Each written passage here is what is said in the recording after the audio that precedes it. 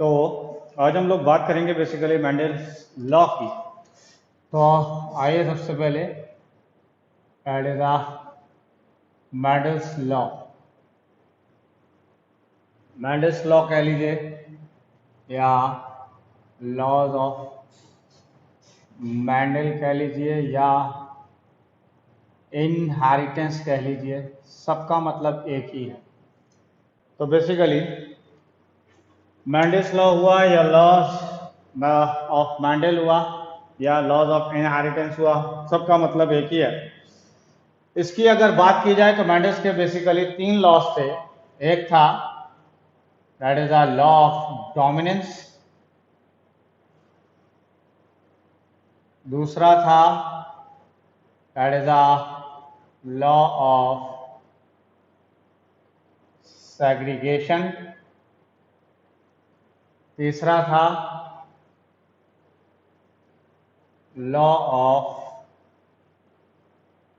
Independent assortment. तो ये basically 3 laws थे मेंडल के, जिसमें पहला नाम था that is a law of dominance, दूसरा था लॉ ऑफ सेग्रीगेशन, तीसरा था लॉ ऑफ इंडिपेंडेंट असॉर्टमेंट। ठीक है, तो सबसे पहले हम बात करते हैं बेसिकली लॉ ऑफ डोमिनेंस की। तो आइए लॉ ऑफ डोमिनेंस क्या कहता है ये देखें हम। देखिए, लॉ ऑफ डोमिनेंस को समझने के लिए पहले ही मैंने एक बार आपको ये स्टार्टिंग में कल भी या लास्ट लेक्चर में अपने बताया था कि हर किसी इंडिविजुअल के पास, हर किसी इंडिविजुअल का मतलब है चाहे वो सेक्सुअली रिप्रोड्यूसिंग इंडिविजुअल की बात कर रहा हूं, मैं कह रहा हूं अकेला जो होगा उसके पास मैक्सिमम 2 ट्रेट्स होंगे किसी भी एक कैरेक्टर के। ये सबसे खास बात, मैंने दोबारा सुनिए मेरी बात, मैंने ये कहा कि हर एक इंडिविजुअल का मतलब है चाहे वो प्लांट है, चाहे वो एनिमल है, चाहे वो कोई भी ऐसा ऑर्गेनिज्म जो सेक्सुअली रिप्रोड्यूसिंग ऑर्गेनिज्म है, उसके पास हर किसी एक इंडिविजुअल के पास मैक्सिमम 2 ही ट्रेट्स होंगे किसी एक कैरेक्टर।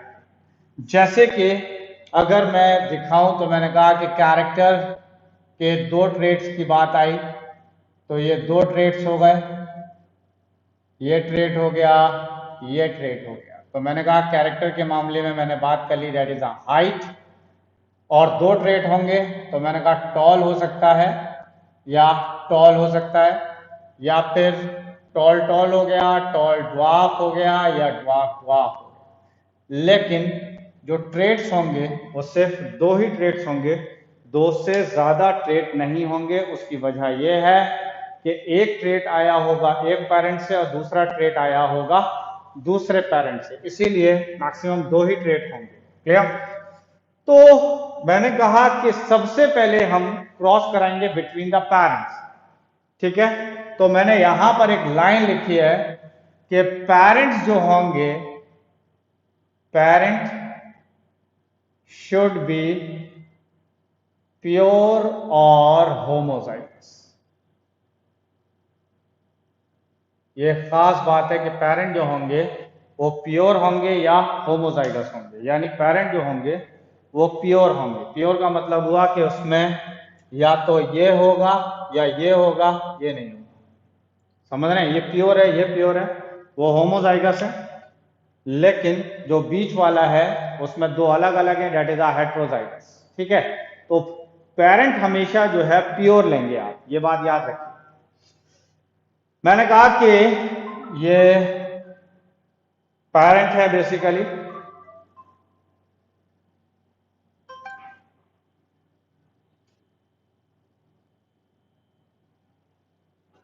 तो मैंने कहा कि यहां पर हमने एक पेरेंट लिया that is a pure tall parent लिया, यानी एक ऐसा पेड़ लिया जो टॉल है, और मैंने कहा कि ये प्योर टॉल, इसका मतलब होमोजाइगस टॉल हो गया। ठीक है, इसी तरीके से एक और प्लांट लिया जो कि प्योर ड्वार्फ था। ठीक है, प्योर ड्वार्फ का मतलब ये हुआ कि इसके अंदर दोनों के दोनों ट्रेड ड्वार्फ के, दोनों ट्रेड अगर ड्वार्फ के हैं तो ये प्योर ड्वार्फ हुआ। इसी तरीके से अगर दोनों के दोनों ट्रेड टॉल के हैं तो इसका मतलब ये प्योर टॉल हुआ। और मैं बार बार यहां पर भी मैंने यही बात लिखी है कि पेरेंट जब भी आप लेंगे तो आप पेरेंट्स को प्योर लेंगे, समझ रहे हैं, प्योर पेरेंट्स लेंगे। प्योर का मतलब हुआ कि होमोजाइगस पेरेंट लेंगे, दैट मीन्स कि दिस इज प्योर ड्वार्फ लेंगे, ये खास बात है। क्लियर है ये बात? अब हमें, मैंने कहा कि ये जो आपने लिए हैं ये दोनों, दे आर द पेरेंट्स, ये क्या है, ये पेरेंट्स हैं। हमें इन दोनों को क्रॉस करना है। क्रॉस करने से पहले मस्ट है कि हम गैमीट बनाएंगे। गैमीट याद करिए, जर्मिनल सेल वाली जो मैंने बात बताई थी लास्ट लेक्चर में, मैंने कहा था कि गैमीट के अंदर हाफ नंबर या अनपेयर क्रोमोसोम होते हैं या एक क्रोमोसोम होता है। यहां पर भी अगर देखा जाए तो गैमीट के अंदर एक ट्रेट होगा। तो देखिए यहां पे दो ट्रेट है तो गैमीट के अंदर सिर्फ एक ट्रेट आया, देख लीजिए यहां पर दो ट्रेट हैं तो गैमीट के अंदर सिर्फ एक ट्रेट आया। और जब ये क्रॉस हुआ तो इधर से ये ट्रेट आया, इधर से ये ट्रेट आया और ये ट्रेट आया। जब ये ट्रेट आया यहां पर से, इधर से टॉल आया और इधर से ड्वार्फ आया, तो इसका मतलब ये एक पेरेंट था, ये एक पेरेंट था, इसका गैमीट ये बना, इसका गैमीट ये बना, तो दिस इज द गैमीट, ये गैमीट है, ये गैमीट इस पेरेंट का, ये गैमीट इस पेरेंट का। ये दोनों गैमीट आपस में फर्टिलाइज किए और फर्टिलाइज करने से ये जाइगोट बना। तो ये जाइगोट जो बना तो देखा गया कि ये प्लांट कैसा आया, टॉल। ये प्लांट कैसा था दिखने में, तो ये प्लांट था बेसिकली टॉल दिखने में। समझ रहे हैं बात को? तो ये वाली जो जनरेशन आई है, this is the F1 generation या फिर फर्स्ट जनरेशन। इसको हम कहते हैं F1 जनरेशन या फिर फर्स्ट जनरेशन कहलाता है। समझ में बात आ रही? तो क्या कहता है लॉ ऑफ डोमिनेंस? आखिर लॉ ऑफ डोमिनेंस क्या कहता है, हमें अब इस क्रॉस से समझना है। इस क्रॉस से देखो, लॉ ऑफ डोमिनेंस ये कहता है कि अगर हम दो ट्रेड के बीच में क्रॉस कराते हैं, एक ये ट्रेड एक ये ट्रेड, एक ये ट्रेड था एक ये ट्रेड था, दैट मीन्स एक टॉल ट्रेड था एक ड्वार्फ था। जब हम दो ट्रेड्स किसी एक कैरेक्टर के आपस में क्रॉस कराते हैं तो हम ये देखते हैं कि पहली जनरेशन में सिर्फ एक ही ट्रेड आया है, दूसरा ट्रेड नहीं आया है। जो ट्रेड पहली जनरेशन में आया है वो कहलाता है डोमिनेंट ट्रेड, और जो पहली जनरेशन में नहीं आया वो कहलाता है रेसेसिव ट्रेड। तो इसका मतलब अगर आप देखें यहां पर, तो पहली जनरेशन में टॉल आया है, इसका मतलब toll is a dominant trade. तो यहां मैंने लिख दिया that is a dominant trade. कौन सा हो जाएगा? तो डोमिनेंट ट्रेड आ जाएगा टॉल। और पहली जनरेशन में कौन सा ट्रेड नहीं दिखाई दिया है? तो दैट इज अ ड्वार्फ। तो dwarf is a recessive trait. तो ड्वार्फ कौन सा ट्रेड है? That is a recessive trade है ड्वार्फ। तो दिस इज ड्वार्फ। तो इसका मतलब यह हुआ कि डोमिनेंट ट्रेड टॉल हो गया और रेसेसिव ट्रेड ड्वार्फ हो गया। बात यहां तक समझ में आई? अब अगर मैं डेफिनेशन की बात करूं, मैं ये डेफिनेशन की बात करूं कि क्या होगी डेफिनेशन लॉ ऑफ डोमिनेंस की, तो देखो इसको मैंने यहां लिखा कि when we cross between two traits of any character, then in first generation only one trait express, called as dominant trait, called as dominant trait, while the other, which do not express, is recessive trait. तो ये रही definition आपकी law of dominance की, जहां पर मैंने कहा कि जब हम क्रॉस करते हैं बिटवीन द टू ट्रेड्स, ठीक है, किसी भी एक कैरेक्टर के, यहां पर हमने दो ट्रेड कौन से लिए थे, एक ट्रेड लिया है ड्वार्फ, एक ट्रेड लिया है टॉल, और ये दोनों ट्रेड किसके हैं, दैट इज अ हाइट के ट्रेड हैं, ठीक है। तो मैंने देखा कि पहली जनरेशन में सिर्फ एक ट्रेड एक्सप्रेस हो रहा है, और जो ट्रेड एक्सप्रेस हो रहा है दैट इज अ टॉल, तो टॉल क्या कहलाएगा, it is a dominant trait, और जो ट्रेड एक्सप्रेस नहीं हो रहा that is called as a recessive trait, तो उसको हम कहेंगे रेसेसिव ट्रेड। तो tall is a dominant trait and dwarf is a recessive trait. तो इसको जल्दी से कंप्लीट करिए, आगे बढ़ते हैं हम लोग।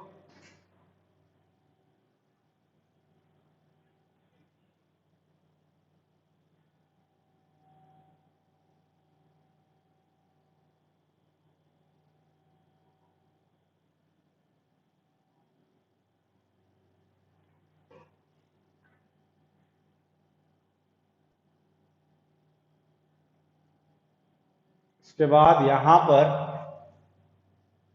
मैं आपको ये दिखाता हूं कि एक फॉर्मूला आपको बता रहा हूं कि कैसे नंबर ऑफ गैमीट्स निकालेंगे आप, ठीक है। तो फॉर्मूला क्या है, that is the types of gametes is equal to 2 की पावर n। ये बात याद रखिएगा कि यहां पे लिखा है 2 की पावर n, दैट इज अ 2 की पावर n है, इसका ये मतलब नहीं है कि 2n, 2n नहीं है, दिस इज अ 2 की पावर n है।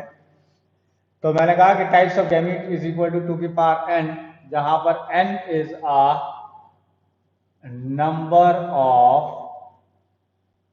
हेट्रोजाइगस। तो ये एक फॉर्मूला है आपका, that is a number of gametes का, या टाइप्स ऑफ गैमीट्स का, कि कितने टाइप के गैमीट बनेंगे।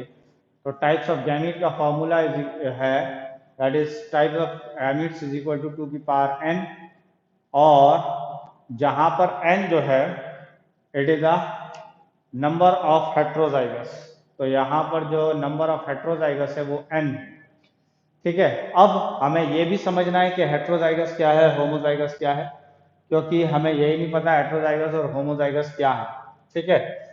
तो देखिए हेट्रोजाइगस क्या होता है और होमोजाइगस क्या होता है, हालांकि मैंने पहले भी बताया था। मैंने कहा कि अगर किसी एक कैरेक्टर के दोनों ट्रेट सेम है, ठीक है, तो ये कहलाएगा होमोजाइगस।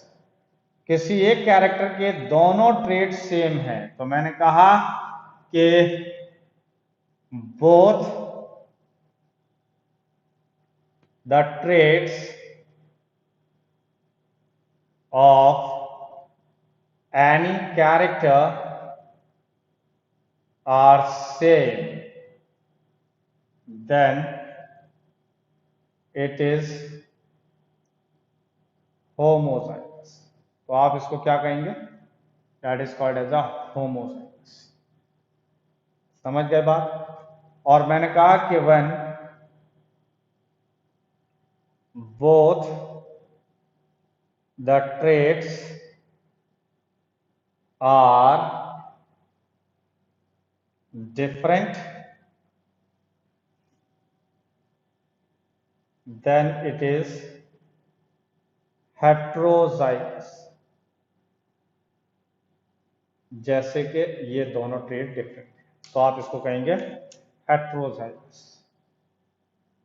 बेटा बार बार कह रहा हूं कि फॉर्मूले के अंदर जो यूज करना है वो हेट्रोजाइगस यूज करना है, होमोजाइगस यूज ही नहीं करना है। देख लो ये है हेट्रोजाइगस, ये देख लो ये हेट्रोजाइगस है, और अगर इनकी बात की जाती तो ये होमोजाइगस है, देख लो यहां पर ये होमोजाइगस है, और ये जो फॉर्मूला कह रहा है वो हेट्रोजाइगस की बात बोल रहा है, ना कि होमोजाइगस की। समझ गए। अब सवाल ये आता है कि आखिर हमें कैसे इस फॉर्मूले को लगाना है, कैसे हमें पता चले कि ये फॉर्मूला काम करेगा, कैसे वर्क करेगा। तो ये हमें देखना है कि कैसे फॉर्मूला वर्क कर रहा है। तो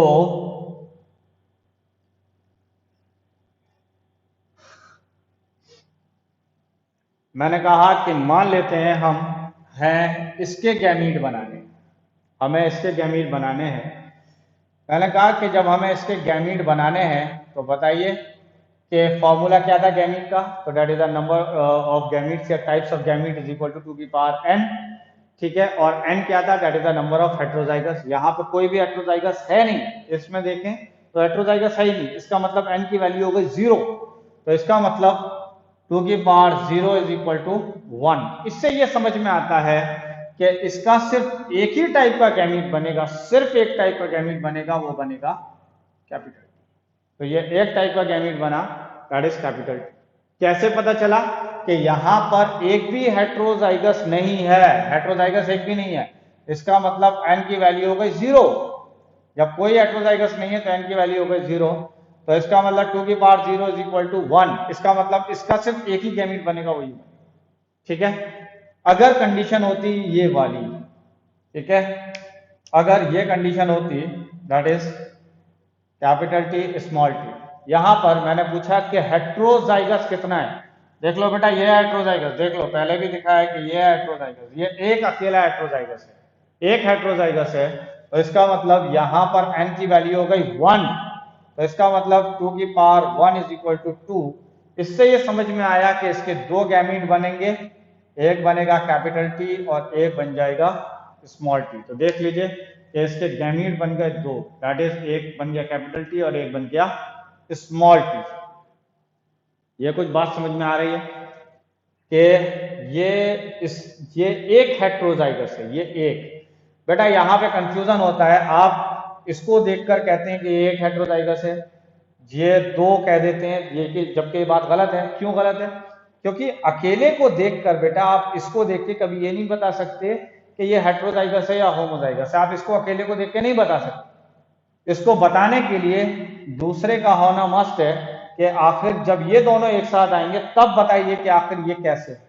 तो अब पता चल रहा है कि ये हेट्रोजाइगस है, समझ रहे हैं? तो ये एक हेट्रोजाइगस है, यहां पर n की वैल्यू 1 हो जाए क्योंकि ये एक हेट्रोजाइगस है। अगर ये ऐसा होता ऐसे करके तो बेटा यहां पर एक ये हेट्रोजाइगस हो गया, एक ये हेट्रोजाइगस हो गया, तो इस केस में हेट्रोजाइगस 2 हो गए तो n की वैल्यू हो जाती 2। इसी तरीके से यहां पर एक ये हो जाता तो इसका मतलब n की वैल्यू अब हो जाती 3, एक ये हेट्रोजाइगस। कुछ बात समझ में आ रही है कि कितने कैसे हेट्रोजाइगस का पता लगाएंगे, कैसे पता चलेगा हेट्रोजाइगस कौन से, ठीक है। कंप्लीट हुआ ये हेट्रोजाइगस वाला, ये क्रॉस हुआ। अब आगे बढ़ते हैं हम लोग। मैंने कहा कि अगर देखा जाए तो ये फर्स्ट जनरेशन आई, अब हमें लानी है सेकंड जनरेशन। कौन सी जनरेशन लानी है? That is a second generation लानी है।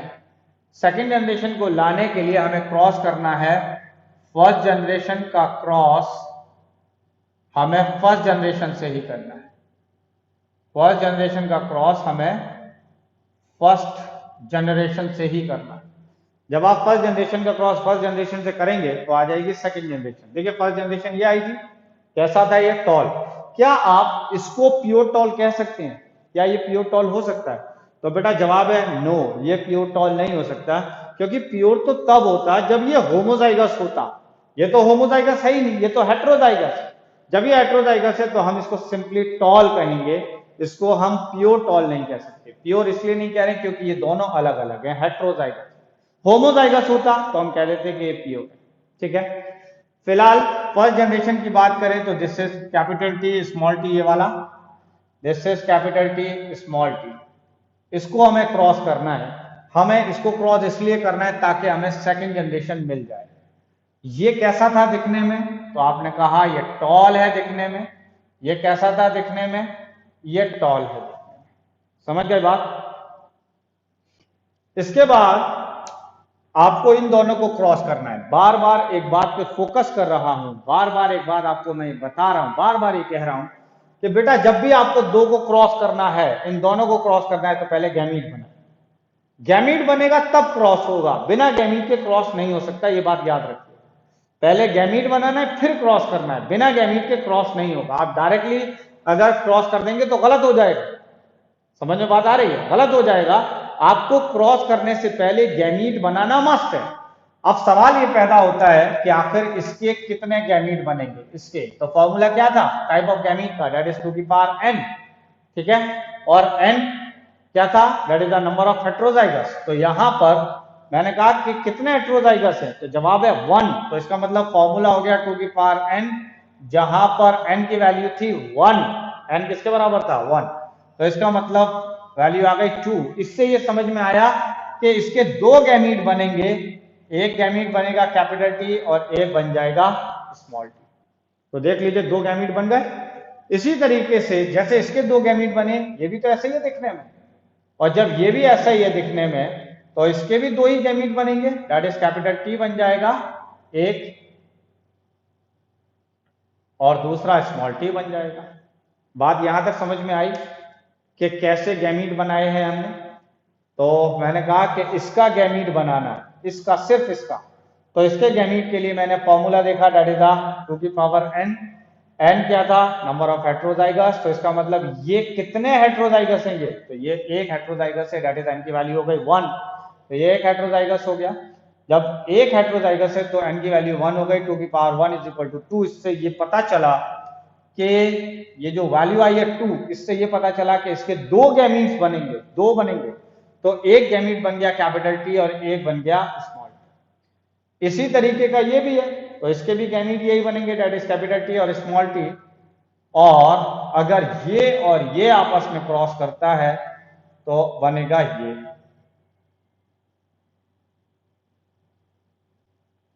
ठीक है, इधर से ये गैमीट आया, इधर से ये गैमीट आया। इसी तरीके से इधर से ये गैमीट आया, इधर से ये गैमीट आया, तो ये क्रॉस होगा, इधर से ये गैमीट, इधर से ये गैमीट आया, तो ये होगा। कैपिटल वाले को आपको पहले रखना है, स्मॉल वाले को बाद में रखना है, ये भी खास बात याद रखिएगा कि कैपिटल वाले को पहले रखेंगे, स्मॉल वाले को बाद में, क्योंकि कैपिटल वाला डोमिनेंट है स्मॉल वाले को, इसीलिए कैपिटल वाला पहले आएगा, स्मॉल वाला बाद में। और इसी तरीके से देखा जाए तो ये दोनों स्मॉल है तो ऐसे आ जाएंगे। तो अब अगर देखा जाए तो ये तीनों के तीनों देखा जाए तो ये तीनों के तीनों टॉल आ रहे हैं, और इसकी अगर बात की जाए तो ये द्वार पा रहा है। देख लीजिए, देखिए ये जो निकल के आई है, ये आई है आपकी सेकंड जनरेशन, ठीक है, ये कौन सी जनरेशन आ गई, ये जनरेशन आ गई है आपकी सेकंड जनरेशन।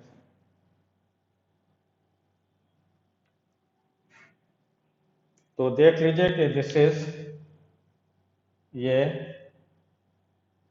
सेकंड जनरेशन आ गई, समझ गए, क्योंकि सेकंड जनरेशन कैसे आती, ये F1 का क्रॉस F1 से कर दें या फर्स्ट जनरेशन का क्रॉस फर्स्ट जनरेशन से कर दें तो सेकंड जनरेशन आएगी। ये क्या बनाए थे हमने, ये क्या थे, ये बेसिकली गैमीट्स थे, याद होगा आपको, ठीक है। अब एक सवाल आता है कि हम सेकंड जनरेशन क्यों निकाल रहे हैं, हम क्यों लेके आ रहे हैं सेकंड जनरेशन, क्या मकसद है हमारा सेकंड जनरेशन को लाने का, क्या वजह है कि हम सेकंड जनरेशन को लेके आ रहे हैं। तो सेकंड जनरेशन को लाने की वजह यह है, तो यहां पे मैंने वजह लिखा है to find phenotype and genotype ratio. तो हम सेकंड जनरेशन क्यों ला रहे हैं, हम सेकंड जनरेशन क्यों ला रहे हैं, तो हम सेकंड जनरेशन इसलिए ला रहे हैं ताकि फिनोटाइप और जीनोटाइप रेशियो हम पता लगा सकें, या आखिर फिनोटाइप रेशियो क्या है, जीनोटाइप रेशियो क्या है, इसका हम पता लगा सकें, इसीलिए हम यहां पर सेकंड जनरेशन ला रहे हैं, ठीक है। अब सवाल यह आता है कि आखिर फिनोटाइप रेशियो किसको कह रहे हैं और जीनोटाइप रेशियो किसको कह रहे हैं।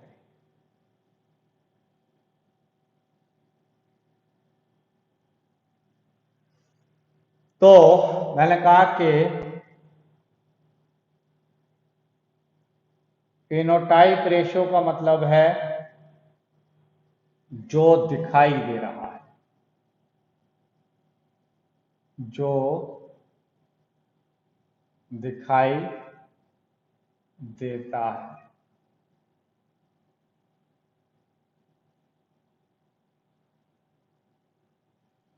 ठीक है, जो रेशो हमें दिखाई देता है, अगर वहां पे देखा जाए तो 3 हमें टॉल दिखाई दे रहे हैं और 1 हमें ड्वार्फ दिखाई दे रहा है। देख लीजिए, जब 3 हमें टॉल दिखाई दे रहे हैं और 1 हमें ड्वार्फ दिखाई दे रहा है, तो इसका मतलब फिनोटाइप रेशो हो गया दैट इज 3:1, यानी ये हमें दिखाई दे रहा है। जिसमें अगर देखा जाए तो 3 टॉल दिखाई दे रहे हैं और 1 ड्वार्फ दिखाई दे रहा है, और जब दिखाई दे रहा है ये, तो हमने इसको नाम दे दिया this is called as a phenotype ratio.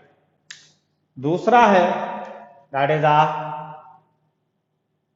Genotype ratio. Genotype ratio की बात करें तो फिलहाल मैंने एक बार फिर से इसको लिख लिया है, इन्हीं जीनोटाइप को लिख लिया है, ये जीनोटाइप्स हैं। ये जीनोटाइप अलग है, ये जीनोटाइप अलग है, ये जीनोटाइप अलग है। जीनोटाइप का मतलब होता है लॉ, लॉ का मतलब है कानून।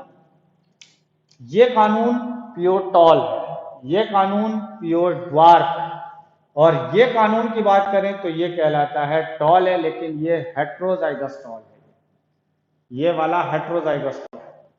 ठीक है, तो ये प्योर टॉल हो गया, ये प्योर ड्वार्फ हो गया, ये हेट्रोजाइगस टॉल हो गया। यहां तक कुछ बातें छोटी मोटी सी समझ में आई। तो इसका रेशो हो गया 1:2:1 का। तो यहाँ पर जो कानून हो गया वो 1:2:1 रेशो आया जीनोटाइप रेशो। तो जीनोटाइप रेशो हो गया 1:2:1। देख लीजिए, जीनोटाइप रेशो ये वाला हो गया 1:2:1, that is 1:2:1। This is called as a genotype ratio. यहां तक बातें समझ में आ गई कि फिनोटाइप रेशो क्या है, जीनोटाइप रेशो क्या है। तो ये जल्दी जल्दी से इसको कंप्लीट करिए। इस लॉ ऑफ डोमिनेंस के अंदर गौर करने वाली चीज ये थी कि जब जब आप दो ट्रेड्स को आपस में क्रॉस कराएंगे किसी एक कैरेक्टर के, जब आप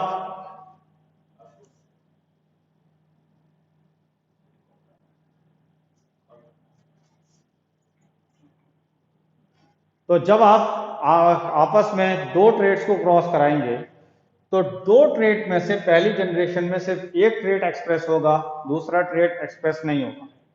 और जो ट्रेड पहली जनरेशन में एक्सप्रेस हो रहा है उस ट्रेड को आप कह देते थे डोमिनेंट ट्रेड, और जो ट्रेड पहली जनरेशन में एक्सप्रेस नहीं हो रहा था उसको आपने कहा था कि this is a recessive trait. इस बात को हम कहते थे this is called as a law of dominance, इसी को हम कहते थे लॉ ऑफ डोमिनेंस। या आप ये कह लीजिए कि लॉ ऑफ डोमिनेंस के अंदर दो पहलवान आपस में लड़ रहे थे, एक पहलवान जीत गया, जो जीत गया that is a dominant trade, जो हार गया वो कहलाता था रेसेसिव ट्रेड। क्लियर है ये बात? इसको हम कहते थे लॉ ऑफ डोमिनेंस। अब मेरा ये सवाल है कि क्या law of dominance her character में काम करेगा या कहीं पे काम करेगा, कहीं पे वर्क नहीं करेगा? दोबारा सवाल सुनिए।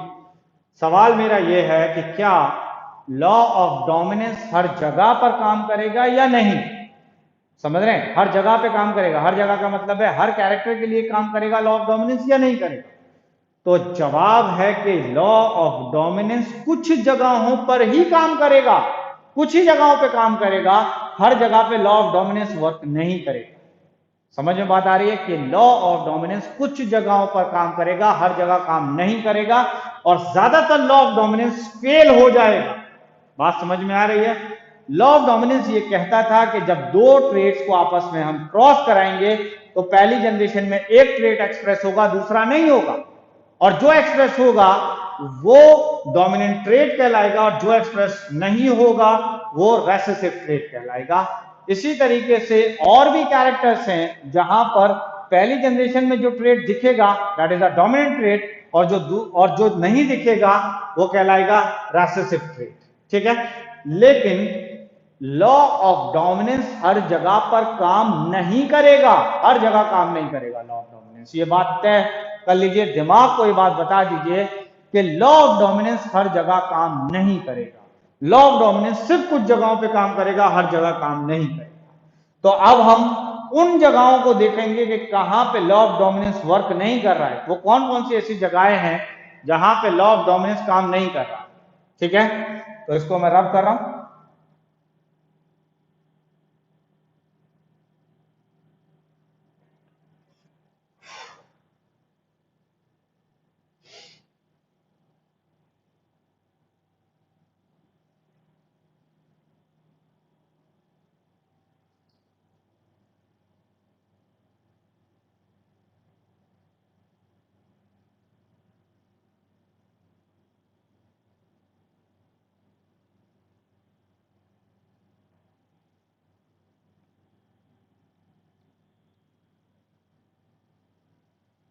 तो अब हम बात करते हैं basically exception of law of dominance. यहां पर आप कह सकते हैं कि हेयर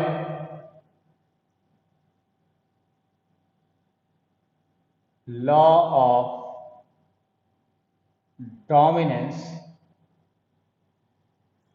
डू नॉट वर्क। यहां पर मैंने कहा कि ये एक्सेप्शन है जहां पे लॉ ऑफ डोमिनेंस काम नहीं करेगा। This is an exception of law of dominance. या यहां पे बड़ा बड़ा मैंने कहा है कि law of dominance do not work, यहां पे लॉ ऑफ डोमिनेंस काम नहीं करेगा। ठीक है, तो पहली कौन सी जगह है जहां पे लॉ ऑफ डोमिनेंस काम नहीं करेगा, या पहला एक्सेप्शन क्या है?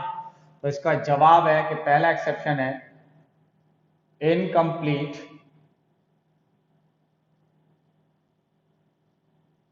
Dominance. This is a incomplete dominance. Incomplete dominance में मैंने एक एग्जांपल बताया, that is a 4 o'clock plant. कौन सा प्लांट है ये? 4 o'clock प्लांट। 4 o'clock प्लांट का ही दूसरा नाम है मिराबिलिस चलापा। ठीक है, इस प्लांट का जो कैरेक्टर हमने लिया है that is a flower colour. इसका हमने कैरेक्टर लिया है that is a flower colour. ठीक है, तो मैंने कहा कि इस प्लांट में एक आता है रेड फ्लावर और एक फ्लावर आता है व्हाइट फ्लावर। ठीक है, तो रेड फ्लावर के लिए जीनोटाइप क्या होगा? तो रेड फ्लावर के लिए this is a red flower, this is a white flower. ठीक है, इनको हमें क्रॉस करना था, तो रेड फ्लावर के लिए जीनोटाइप हो गया RR। पहले भी बता चुका हूं कि पेरेंट हमेशा प्योर लेंगे, आप पेरेंट हमेशा होमोजाइगस लेंगे, देख लीजिए होमोजाइगस। और इसी तरीके से व्हाइट के लिए स्मॉल r। ये बात याद रखिएगा कि अगर दो ट्रेड्स किसी एक कैरेक्टर के हैं, दो ट्रेड्स किसी एक कैरेक्टर के हैं, तो एक ट्रेड को हम कैपिटल अल्फाबेट से दिखाएंगे और दूसरे ट्रेड को हम स्मॉल अल्फाबेट से दिखाएंगे। तो देख लीजिए, फ्लावर कलर ये भी है, फ्लावर कलर ये भी है। इसका मतलब फ्लावर कलर एक तरीके का कैरेक्टर है और उसके जो दो ट्रेड्स हैं, एक ट्रेड है रेड फ्लावर और एक ट्रेड है व्हाइट फ्लावर। तो मैंने कहा कि रेड फ्लावर के लिए जो जीनोटाइप है दैट इज कैपिटल R, और व्हाइट फ्लावर के लिए जो जीनोटाइप है that is small r। Clear? हमें इनको क्रॉस करना है, पहले ही बता चुका हूं कि क्रॉस करने से पहले मस्ट है गैमीट बनाना। पहले आप गैमीट बनाएंगे तब क्रॉस करेंगे। तो इसका गैमीट क्या बनेगा भाई? गैमीट का फॉर्मूला भी अगर देख लीजिए तो दैट इज द 2 की पावर n। n क्या था? Number of heterozygous. यहां पे तो दोनों होमोजाइगस है, यहां हेटेरोजाइगस है ही नहीं, तो n की वैल्यू 0। तो इसका मतलब 2 की पावर 0 इज इक्वल टू 1। इसका मतलब इसका सिर्फ एक ही गैमीट बनेगा, दैट इज कैपिटल R। इसी तरीके से इसका भी एक गैमीट बनेगा, that is a small r। और जब ये क्रॉस हुआ तो कैपिटल R और स्मॉल r। बात यहां तक समझ में आ रही है कि this is capital R and small r आ गया। ठीक है, अगर लॉ ऑफ डोमिनेंस काम करता, अगर लॉ ऑफ डोमिनेंस काम करता तो ये फ्लावर रेड आता, ये प्लांट जो है इसके ऊपर रेड फ्लावर आता। और अगर रेड फ्लावर आता तो आप कह देते कि red flower is a dominant trait, और व्हाइट जो कैरेक्टर है, व्हाइट फ्लावर वाला जो कैरेक्टर है वो रेसेसिव ट्रेट। जबकि यहां पे ना तो रेड आया ना व्हाइट आया, बल्कि ये जो ट्रेट आया वो पिंक आया। इसका ये मतलब हुआ कि यहां पे लॉ ऑफ डोमिनेंस काम नहीं कर रहा।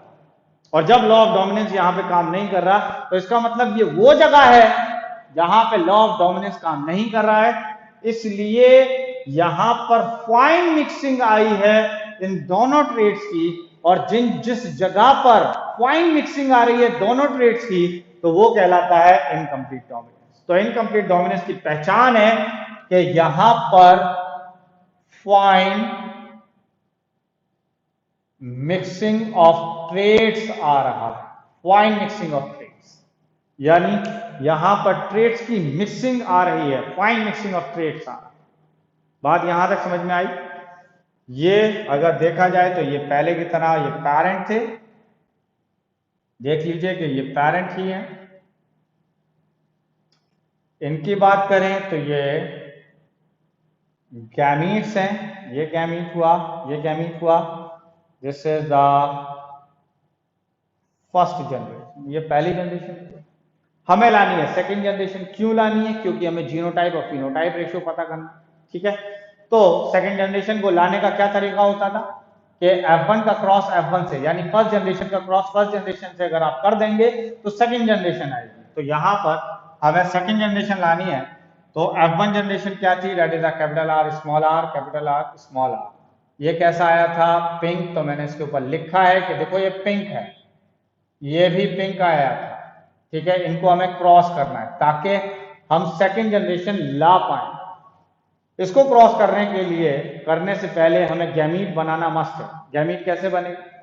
गैमीट का फॉर्मूला वही पुराना वाला है कि गैमीट का फॉर्मूला है that is two the power n, और n क्या था? That is the number of heterozygous. तो यहां पर एक हेट्रोजाइगस है तो n की वैल्यू हो गई 1, तो इसका मतलब हुआ टू की पावर 1 इज इक्वल टू 2। तो इसके दो गैमीट बने, एक बना कैपिटल R, एक बना स्मॉल r, एक बना कैपिटल R, एक बना स्मॉल r, ठीक है। इनकी बात की जाए तो ये गैमीट्स हैं, ये गैमीट्स हैं। ये और ये क्रॉस होता है तो आएगा कैपिटल R कैपिटल R, ये और ये क्रॉस होगा तो कैपिटल R स्मॉल r, ये capital R small r, this is small r। और अब अगर देखा जाए तो ये आ गई सेकंड जनरेशन। सेकंड जनरेशन कैसी आ रही है अब हमें ये भी देखना है। तो मैंने कहा अगर इसकी आप बात करें तो ये वाला देख लीजिए कैसा आ रहा है, रेड फ्लावर। तो इसका मतलब ये कैसा आएगा? रेड। ये दोनों कैसे आ रहे हैं? That is pink. और ये वाला कैसा आ रहा है? That is white. तो अगर मैं यहां पर आपसे रेशियो पूछूं कि फिनोटाइप रेशियो क्या है, तो फिनोटाइप रेशियो क्या होगा भाई?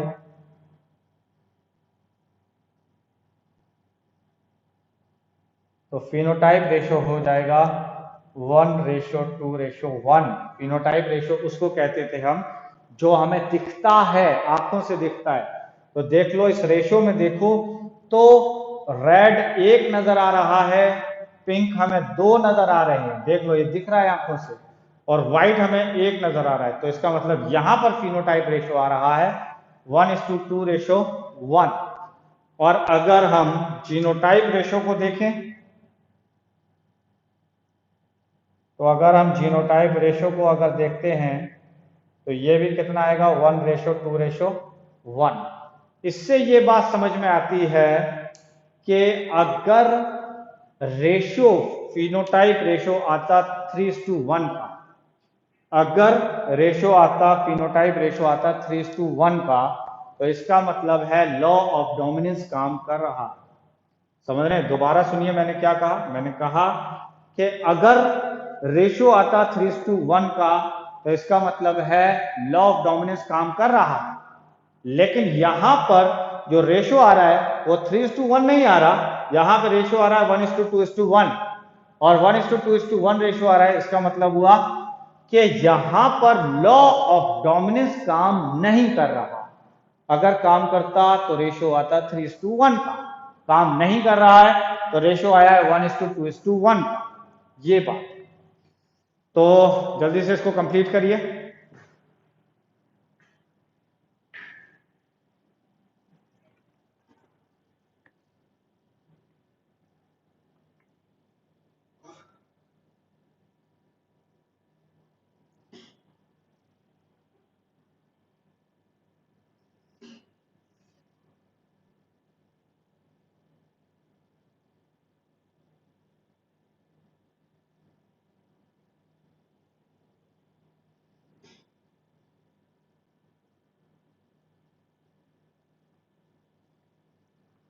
इसको अगर डिफाइन करने की बात आए तो कैसे डिफाइन करेंगे?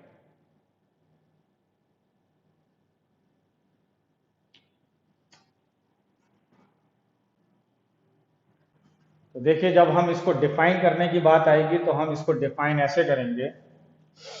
तो मैंने यहां लिखा कि when we cross between two traits of a character, then in first generation we get a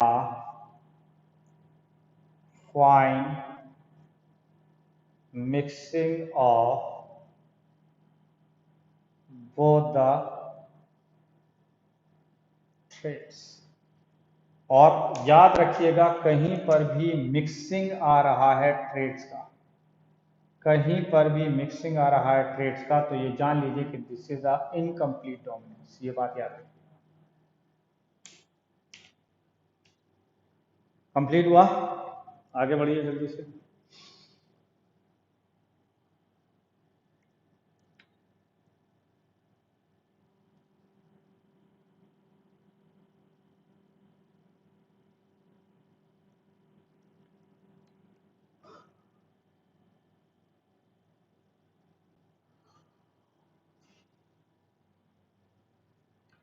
चलिए नेक्स्ट आते हैं आगे। हम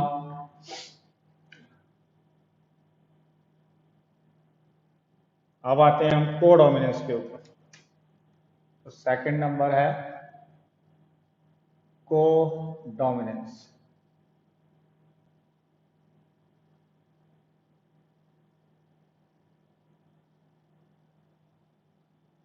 दिस इज द कैसा, दिस इज अ कोडोमिनेंस। ठीक है।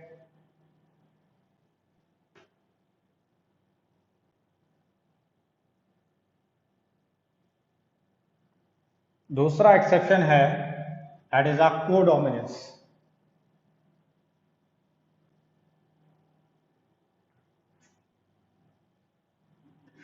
इस कोडोमिनेंस में अगर देखा जाए तो इसका एग्जाम्पल है ए बी ब्लड ग्रुप। तो इसका एग्जाम्पल है that is the A B blood group.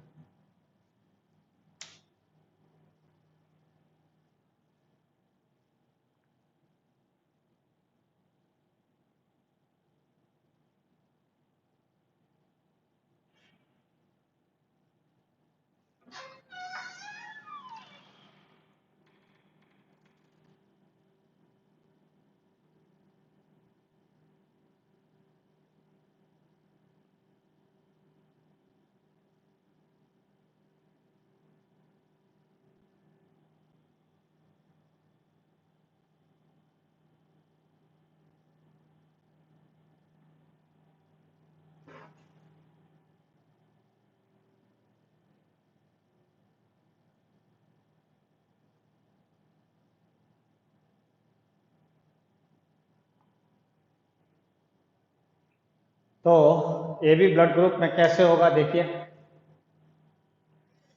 तो मैंने ये कहा कि एक ब्लड ग्रुप है ए और एक ब्लड ग्रुप है बी। जब भी हम लेते हैं तो पहले ही मैंने बताया आपको कि हम प्योर लेंगे हमेशा, दैट मीन्स कि प्योर लेंगे। और प्योर लेने के लिए अगर दिखाया जाए तो मैंने कहा कि हमने प्योर ब्लड ग्रुप को लेंगे। तो देखिए प्योर ब्लड ग्रुप कैसे लेना है हमें, तो उसके लिए मैंने कहा कि पहली चीज तो ये जान लीजिए कि ब्लड ग्रुप को हम रिप्रेजेंट करते हैं आई से। तो ब्लड ग्रुप किससे रिप्रेजेंट होगा, दैट इज आई से रिप्रेजेंट होगा। तो आई से कैसे रिप्रेजेंट होगा ये भी देख लीजिए। तो मैंने कहा कि अगर ब्लड ग्रुप ए है तो इसका मतलब कैपिटल आई और ए हो, दिस इज कैपिटल आई ए। और दूसरा वाला जो ट्रेट है वो भी कैपिटल आई ए हो। पहले ही कह रहा हूं कि ब्लड ग्रुप को आई से रिप्रेजेंट करते हैं ब्लड ग्रुप। तो देख लीजिए दिस इज आई ए आई ए। तो बी के केस में क्या हो जाएगा, that is I B I B. Clear है ये बात। अब ये ए के जीनोटाइप हो गए, ये बी के जीनोटाइप हो गए, ठीक है। हमें इन दोनों को क्रॉस करना है। क्रॉस करने के लिए हमें क्या बनाना होगा, पहले गैमीट। तो इसका गैमीट क्या बनेगा, दैट इज आई ए। इसका गैमीट क्या बनेगा, that is I B. Clear हुई बात। तो देख लीजिए अगर फॉर्मूला भी देखिए, दैट इज 2 की पावर n, जहां पर n क्या होता था कि नंबर ऑफ हेट्रोजाइगस। तो देख लो यहां पर तो होमोजाइगस है, तो n की वैल्यू हो गई 0। जब n की वैल्यू 0 हो गई इसका मतलब हुआ कि 2 की पावर 0 इज इक्वल टू 1। तो इसका मतलब इसका एक ही गैमीट बनेगा, दैट इज आई ए। इसी तरीके से इसका भी एक ही गैमीट बनेगा, आई बी। और जब ये क्रॉस हुआ तो ये आया आई ए और आई बी। अब अगर इस केस में देखा जाए, यहां पर आई ए आई बी के केस में देखा जाए, तो अगर मान लेते हैं कि लॉ ऑफ डोमिनेंस काम करता, अगर ऐसा होता कि लॉ ऑफ डोमिनेंस काम करता तो ए ब्लड ग्रुप आता, बी नहीं आता। ए आता इसका मतलब ए जो है वो डोमिनेंट है और बी जो है वो रेसेसिव है। लेकिन ऐसा हुआ ही नहीं, ऐसा नहीं हुआ। हुआ क्या है कि यहां पर जो ब्लड ग्रुप आया है वो ए बी ब्लड ग्रुप आया है। कैसा ब्लड ग्रुप आया है, that is A B blood group आया है। इसका मतलब ये हुआ कि यहां पर ना तो कंप्लीटली ए डोमिनेंट था या कंप्लीटली बी डोमिनेंट था, जबकि यहां पर 50% ए एक्सप्रेस कर रहा है और 50% बी एक्सप्रेस कर रहा है। इसका मतलब यहां पर दोनों के दोनों ट्रेट 50-50% एक्सप्रेस कर रहे हैं। और जिस जगह पर 50-50% दोनों ट्रेड एक्सप्रेस कर रहे हैं तो that is called as a codominance. Co का मतलब है साथ में डोमिनेंट है, साथ में।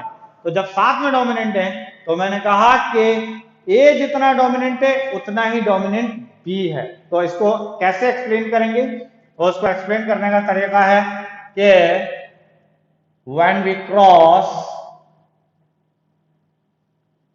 Between the two traits of any character, then in first generation we get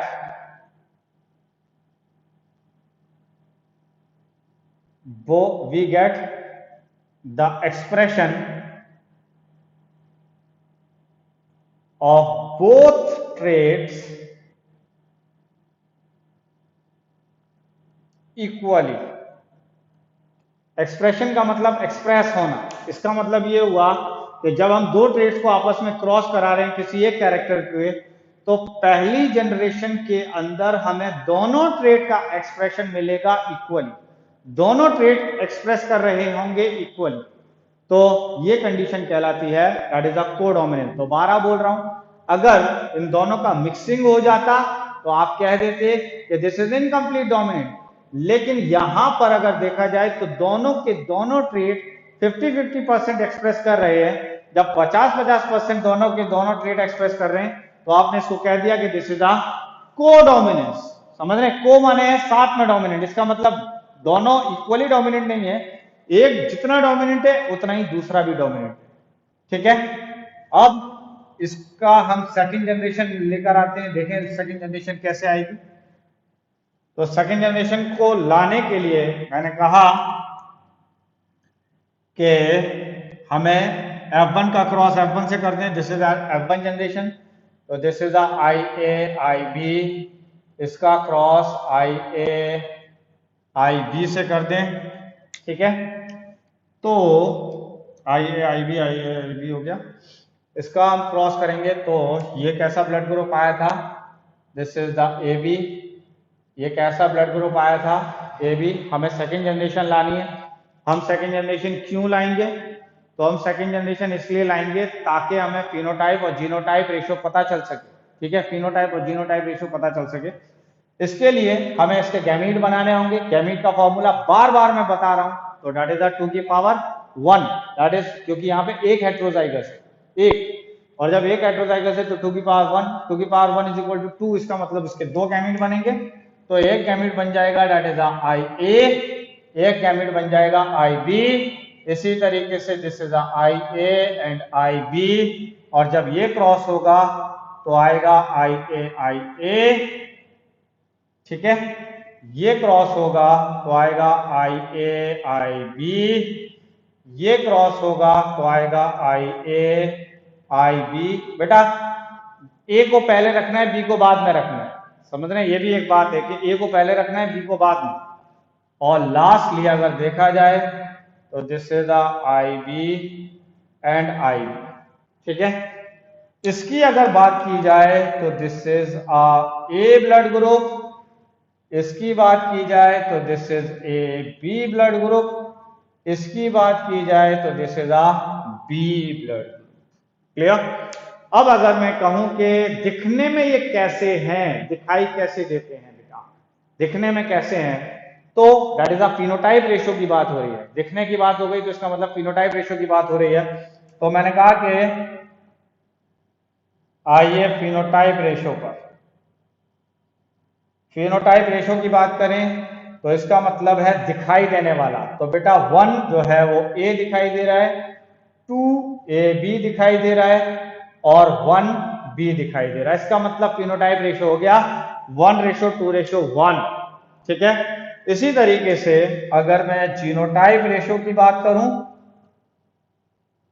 तो दैट इज जीनोटाइप रेशियो की बात करूं तो दैट इज 1:2:1, ये भी जीनोटाइप रेशियो।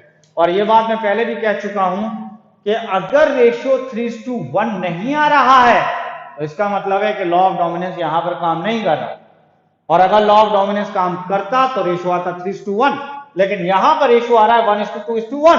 तो इसका मतलब हुआ कि यहां पर लॉ ऑफ डोमिनेंस काम नहीं कर रहा। तो दो ऐसी जगहें हैं जहां पे लॉ ऑफ डोमिनेंस काम नहीं कर रहा है। एक जगह है दैट इज इनकम्प्लीट डोमिनेंस, जहां पे ये मिक्सिंग हो जाता था, और दूसरी जगह है जहां पर दोनों इक्वली एक्सप्रेस हो रहे हैं। तो हमने कह दिया कि ये वो जगह है जिसको हमने कोडोमिनेंस कहा, ठीक है, इसको हमने कहा कोडोमिनेंस। तो यहां तक छोटी मोटी बातें आपको समझ में आई, जल्दी से इसको कंप्लीट करिए, हम लोग आगे बढ़ते हैं, जल्दी कीजिए।